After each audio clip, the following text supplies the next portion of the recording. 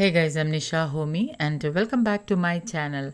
Today I'm sharing a healthy and easy chapati noodles made with leftover khapli wheat rotis. Chapati noodles are a quick and healthy meal or snack option for kids. It can be easily made in just under 10 minutes and a perfect quick healthy lunchbox meal. Chapati noodles or roti noodles are a good alternative to instant noodles and easy to make with leftover rotis. This healthy roti noodles can also be enjoyed by the whole family. I usually make chapati noodles in the morning as a school lunchbox meal for my children. So let's get started with the recipe. I'm using 3 khapli wheat rotis. You can use fresh rotis or leftover rotis. For those who are new to khapli wheat, also known as emmer wheat, is an ancient wheat grain which has very less gluten and high in fiber when compared to modern processed wheat.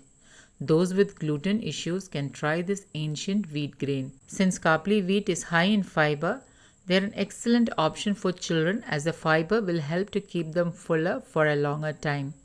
Khapli wheat can be enjoyed by the whole family. I have already made a detailed video along with the health benefits of khapli wheat. Do check the video to understand more. Links will be updated below this video. So I have sliced the rotis into small strips and our healthy homemade wheat noodles are ready. Now to make the noodles, you can include seasonal vegetables of your choice, especially if you are making for children.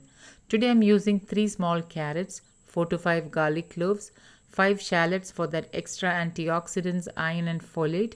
You can also use 1/4 of an onion instead. 2 green chilies or as per your taste, half of a capsicum, 2 sprigs of green onions. I'll be using the white part to season the noodles and the green part to garnish. I have sliced all the ingredients lengthwise. Heat a cast iron kadai or a wok. Add in 1.5 tablespoon of wood pressed coconut oil, or you can use virgin coconut oil. Wood pressed coconut oil and virgin coconut oil has a very neutral taste and flavor. Now once the oil is added, swirl the pan so that the oil is nicely coated all over the kadai. Once the oil is heated, add in the sliced garlic and allow it to get light golden brown so that the oil gets a nice garlicky flavor. Add in the shallots and chopped spring onions and quickly stir well.